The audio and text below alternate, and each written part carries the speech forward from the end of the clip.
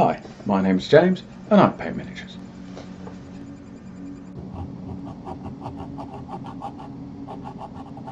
I cut parts.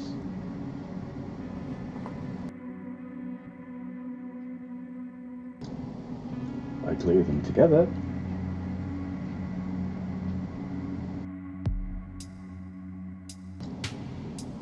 And I paint them.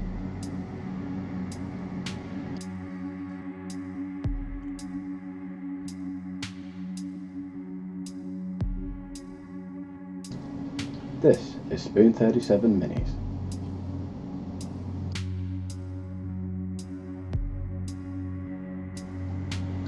So this is What's on the Bench, episode 3. We're continuing to do the primer on the Tyranid Hive Tyrant. This is the metal Hive Tyrant from the 1990s. As you'll see, I've got all of the pieces arrayed here that aren't the torso and legs. So this is a technique known as sub-assemblies. So you actually don't fully construct the model, you part assemble bits of it and keep them separate. So I've left off, as you can see, I'm painting the tail here. That is actually two pieces glued together. And then I've left off all four arms and the head as well, so that I can paint all of these separately. Now, sub-assemblies is not a new technique at all. It's actually a very, very old technique, and what you'll find is it comes from scale models like model aircraft, where if you just look at the instructions for something like an Airfix or a Revel kit, they'll get you constructing the cockpit first, and they'll have you paint it at that stage as well, which at first seems a little bit odd, until you realise that once that's glued into the fuselage, and particularly once the clear plastic canopy is glued on top, you won't be able to paint those parts at all. And so this idea has kind of translated to tabletop wargaming, in the sense of if there's any parts that are awkward to get to, you can leave them off and paint them separately, and it's known as sub-assemblies.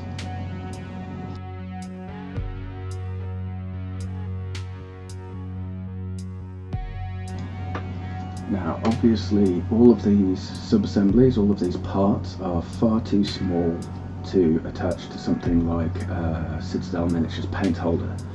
So, as you can quite clearly see, I've actually contrived a different solution, where I've got little blocks of wood. This is all just scrap wood. I think this was originally some shelves, and I cut them into little blocks, and then I used one of the best tools I've actually bought for modelling, which is a pin drill or pin vise, which allows you to fit very, very small drills and drill very small holes by hand. So what I've done, I've drilled a 1mm hole in the middle of each block of wood, and I've drilled a corresponding 1mm hole in each piece of the model where it would normally glue on to the body, so that you won't see that hole after the model is constructed. And then I've got a spool of 0.8mm or 20 gauge brass wire, and I've glued a short length of that into each block, and then once that was dry, I glued the model pieces onto those. And the beauty of doing it this way is that once you're done and you want to construct the model, you can twist the wire out and break the super glue that I used, or you can simply come along with your hobby clippers and you can just cut them, and it should be cut flush to the surface where it would glue on, and then once it's glued together you'll never see it. So there are two ways of freeing it from this pinning, and both of them will result in a drawing where you can't see anything has been done, but you are nevertheless able to hold these things in situ and paint them.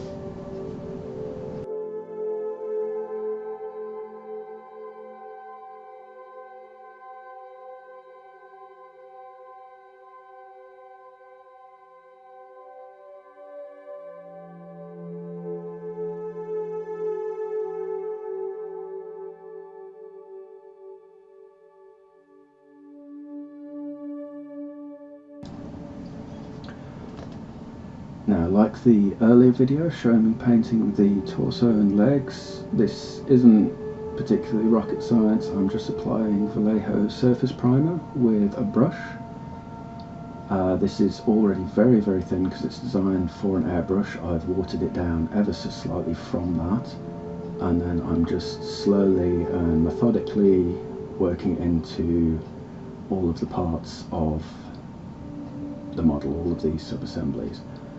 I'm sorry about the camera work where I seem to be constantly showing you the base of these blocks of wood. It's just as I'm having to turn the piece of the model every which way to make sure that I've got primer on every last bit, it means that occasionally I'm having to turn these things literally upside down, and of course I'm slightly off to the side from where the camera is, so when I tilt it so I can see, it's not automatically shown to the camera in the proper orientation. So like, for example, at the moment I'm trying to show you the underside of the claws, but what you mainly see is the underside of the block of wood, unfortunately. But again, like my earlier video, this is just slow and careful, just trying to make sure I've got every last bit covered, every last bit of this tail and claw assembly, and I'm just going through and checking it out and making sure I haven't missed anything here.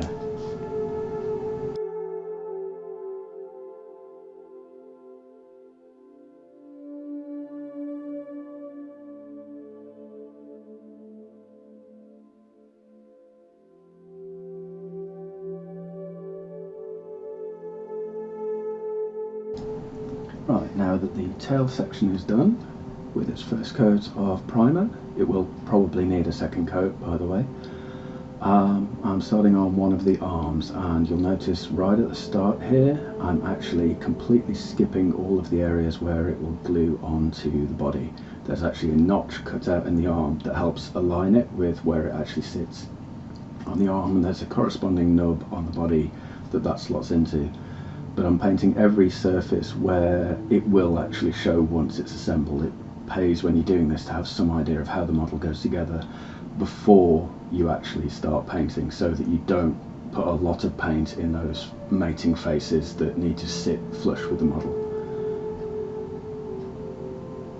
And now I'm just very carefully putting paint in, making sure it gets into all those details, like the little ridges inside the arms, the ridges inside the elbow and so on, which are surprisingly richly detailed for this very old sculpt. There's a lot of sort of deep recesses in there that you want to make sure to get paint into and make sure that you have fully covered, just in case, you know, you miss something during the actual painting of say the flesh colour or the carapace colour. So I mean, this is one of the reasons why I'm a bit of a stickler for making sure that everything has a good coat of primer in it, simply because, you know, I am human, I make mistakes, occasionally I will miss an area of the model, and if it has paint on it, it looks okay, whereas if it had nothing on it, you'd have this shiny bit of metal shining through, and it would be really, really obvious as to where you hadn't painted something. Whereas if you do it this way, even if you do make a little mistake from time to time, it doesn't show up half as badly as you might expect.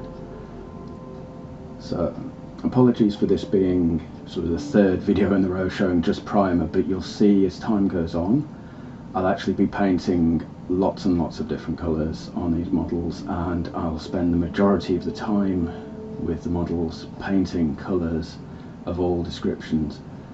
And so it's kind of unusual for me to be showing primer at this stage. It just happens to be the first few videos I've put on YouTube are at the very start of the model, and because it's so cold outside I can't just go out there with a you know, rattle can and just spray Chaos Black all over it and start painting it, you know, the red flesh or the blue lines on the carapace or whatever.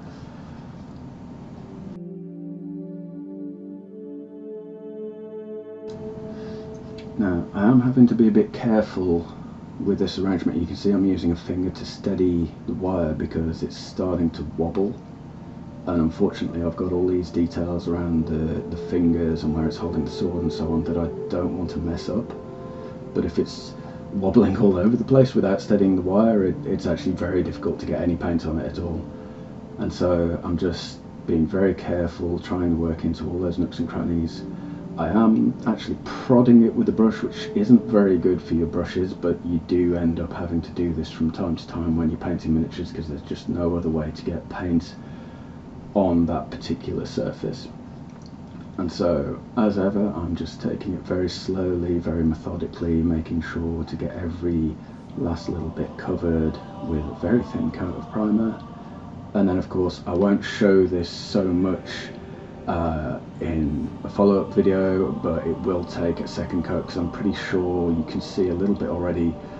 Bits of metal will start to show through even on places where it has been fully covered in paint, and so it might look like I've got amazing coverage and the body in the background might appear to have amazing coverage, but it will still need a second coat of primer before I actually move on to the Mephiston red flesh colour, which will be the next or first colour to paint on it.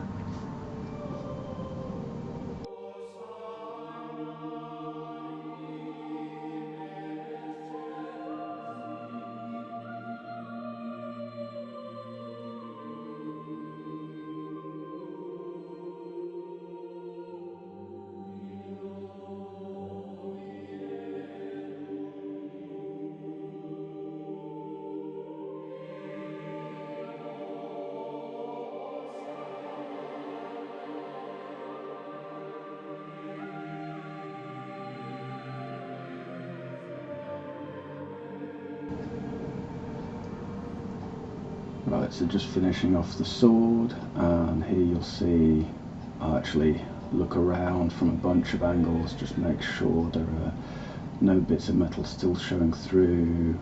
Might seem a bit odd to be spinning it around like that, but you've just got to check out every angle, make sure you've got every last bit of that particular part covered, and I do this for every single piece.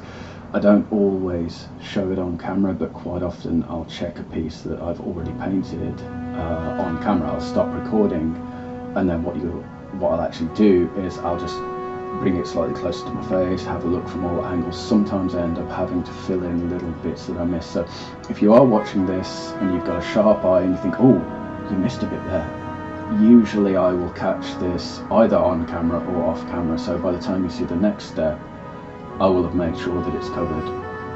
Like I say though, I am human, I do make mistakes, so sometimes I'll pick something up meaning to paint, you know, say the base colour, and then it'll be like, oh no, you've missed a big area here and it still needs some primer. So that will sometimes happen, but I'm never really in any particular rush to do these miniatures. I find the hobby very relaxing, so I'm not too worried if I come back to it and it still needs a little more primer or a little touch up here and there just to correct a mistake.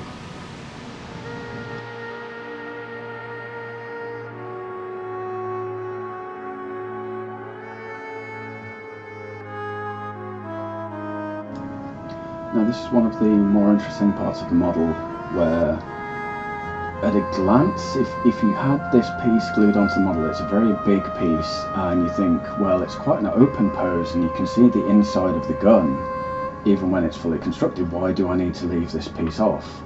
Well, actually there's a lot of detail around the underside of the upper arm and the end of the gun, which would be completely inaccessible because it's actually pressing against the rib cage of the Hive Tyrant. And so it is one of those pieces where it might not be that obvious, but this is one of the best pieces to leave off, and it would be the same if you use the alternative weapon, which I believe is the heavy strangle web, which is actually slightly more bulky and slightly more bulbous, and actually has even more of a problem, not only tessellating with the body, but then also how do you get in to paint those things if it was all fully assembled.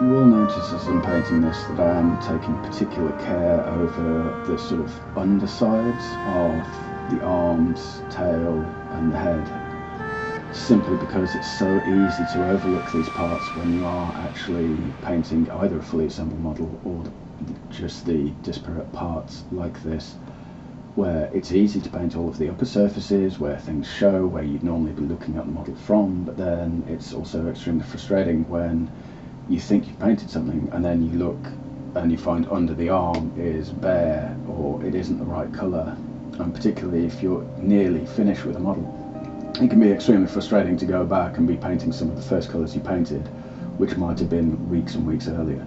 So again, I might seem to be being particularly fussy about getting this done right, but I'd rather do it right first time and not have to come back and correct some of these things if at all possible.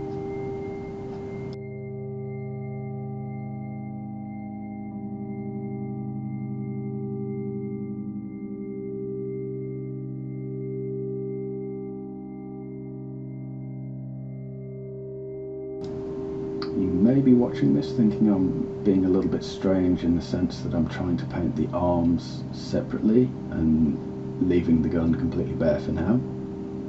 Now of course I will paint all of this black, it's just this is just me being slow and methodical and making sure that every part of, for example right now, the hand is actually being painted properly, and then I'll do the other hand below, and then I'll do the gun afterwards just to make sure that every part of it is covered.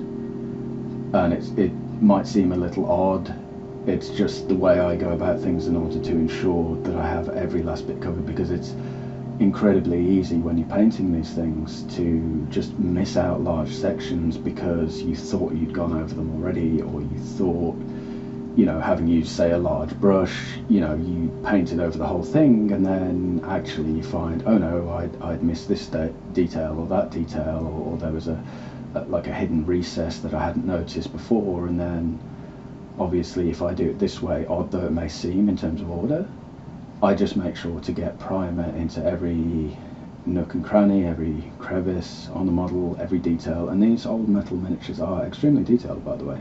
I know people tend to rave about the modern Games Workshop sculpts as being high detailed kits and being much better than the old ones, but actually these metal models have an incredible level of detail. I wouldn't change them for anything.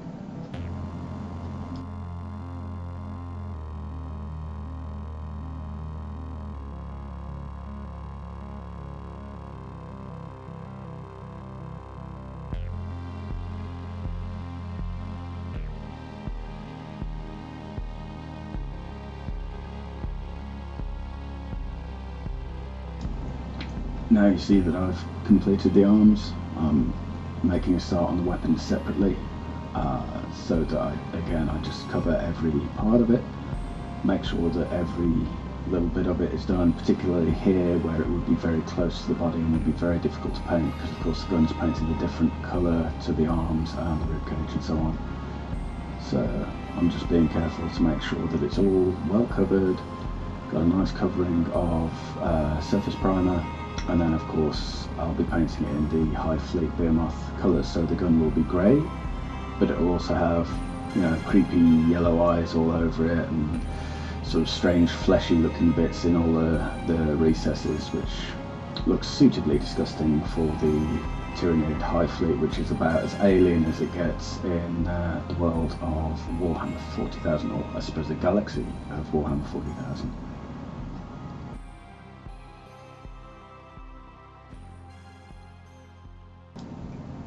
The keen-eyed observers amongst you may also notice that the end of the barrel of this gun is not actually flat like it comes from the kit, but instead has actually been drilled out. Now again, this is using the same pin drill which I use to attach this to these little wooden blocks and the wires, but unlike those where I drilled it with a tiny 1mm drill, this was a much larger drill. I think it was 2.35mm, which might seem like a bit of a strange measurement, but I happen to have a set of drills where they all have that size of shank, and the largest ones in the set are 2.35mm, so that tends to be my go-to large drill for modelling. I do have some larger drills obviously for the household, but I don't commonly use them on miniatures because they tend to be way too big.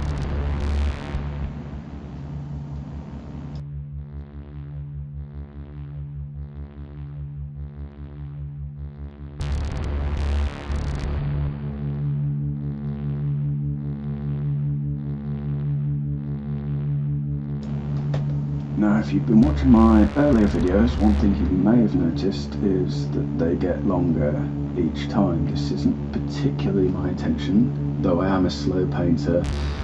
I've simply got to go with the amount of footage generated by each model or each part. Now, I'm also trying to avoid repetition, so These are different parts of the Hive Tyrant that you've not seen before, whereas, for example, I put primer on the other 9 Goliath gang members after the leader, but I didn't post videos of that simply because I thought that would be far too repetitive, whereas once I start doing things like the flesh tones and painting the metal parts on those, obviously that will become a separate video, another episode of What's on the Bench, of course.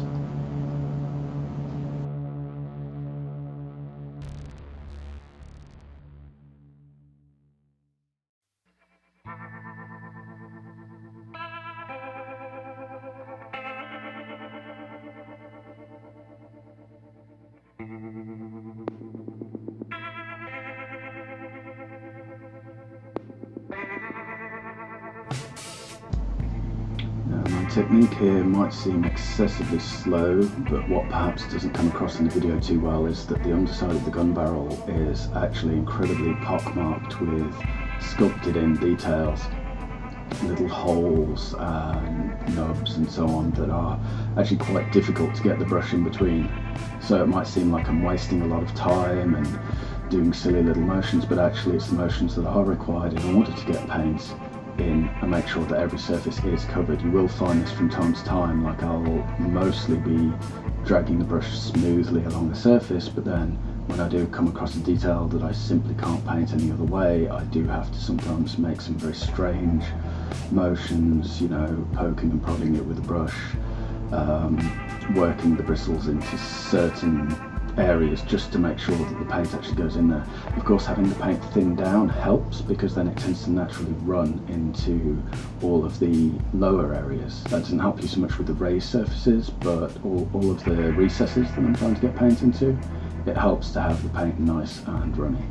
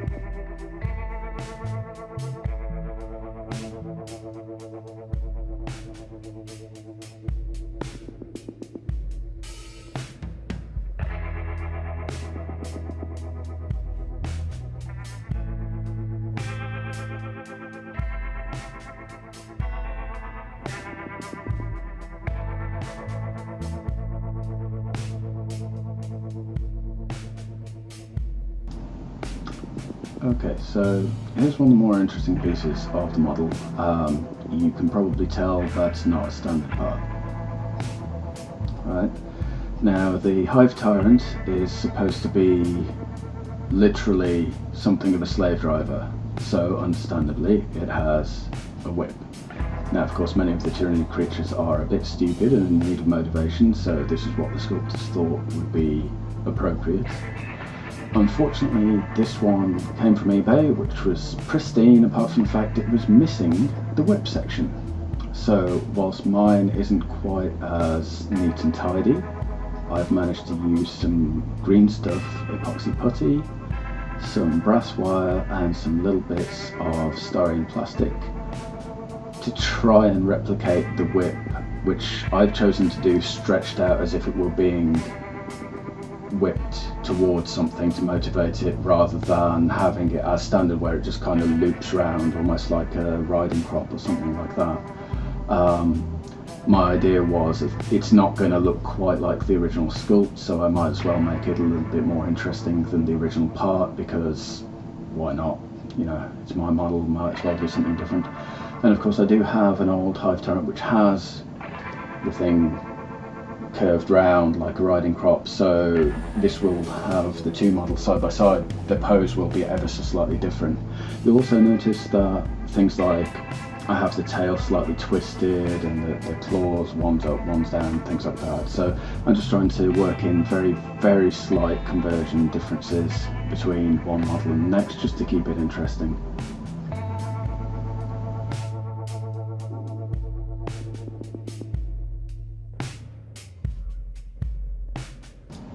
Now I hope that wasn't too much of a disruption to the video, but I did just have to add some extra primer to the palette, and you'll notice I'm just going back to it again and again.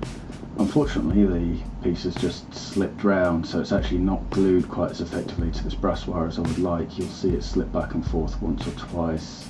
It's not ideal, but it's also not the end of the world. It's not actually going to fall off, it's just not quite as secure as I'd like. See?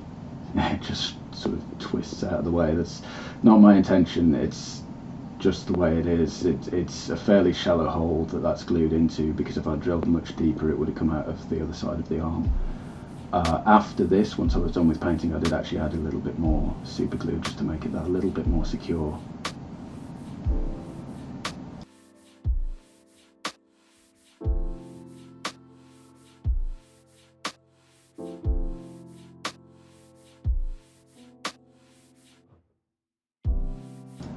Sorry that the item's sort of heading off into outer space at the top of the frame there. It's one of the things I'm having to get used to with actually painting in front of a camera. It's a lot more different than I expected to just painting something in front of your eyes kind of thing, because I'm sort of having to angle this towards something that's off towards my left in order that you can see it, but then I also need to be able to see it in order to paint it properly. So this is something that I'm hoping will improve dramatically as time goes on, because obviously right now it's not exactly centre frame, and I'm hoping that with time and practice that will get better. I'm also aware that a lot of my footage has the object being painted sort of off towards the right, and kind of most of the frame is actually wasted, so it's not my intention. It's just one of those things that I'm having to learn and go through just in order to ensure that you get footage that's actually usable.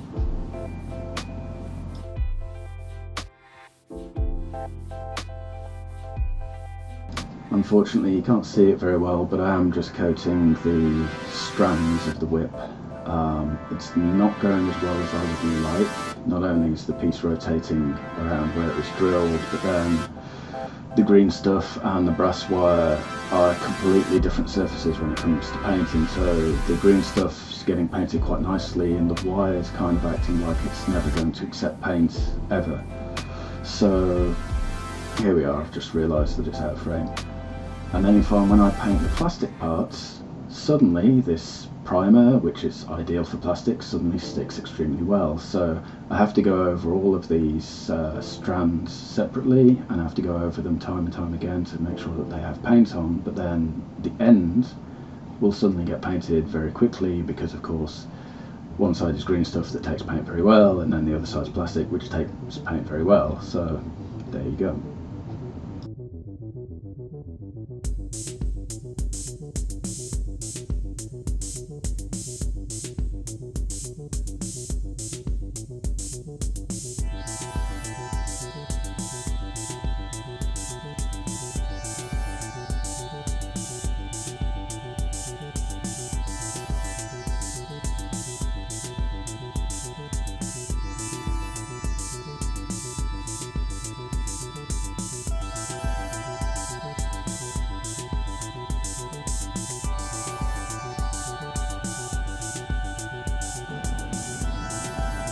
Okay, now the final piece to paint is the head. Now this is the focal point of the model, so this is one of the most detailed pieces that there is. So I'm just trying to carefully get paint into all of the details without obscuring anything, which there are some little craters and veins and so on down the side of the head where this is much more difficult than it sounds. I am also trying to skip the areas where, like at the back of the head, where it will actually glue onto the body, so I don't want to get any primer there at all if I can avoid it. So you'll find I'm being very careful around the area just to get, you know, paint up to the edge but not beyond it. Other than that, it's pretty much as before, just trying to get the paint in everywhere where it's needed. You see I'm struggling here on the sides just to get paint into all of those little details, and then same around the eyes and the face and the teeth.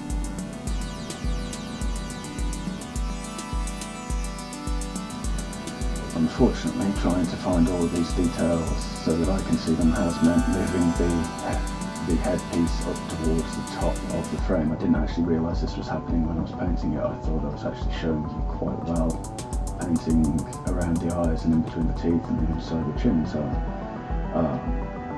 but I think you'll see as the footage goes along, I do slightly correct that as time goes on.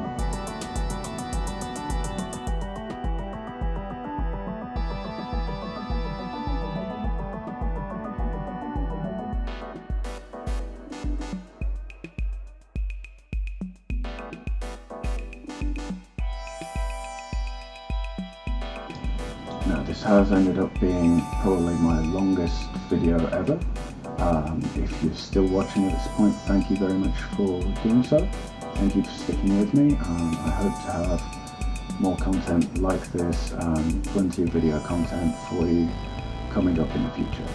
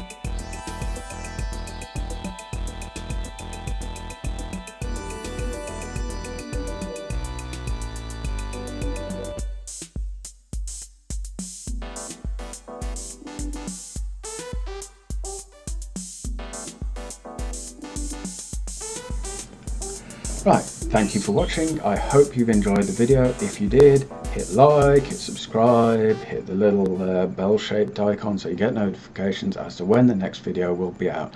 Hopefully that will be soon. Thank you.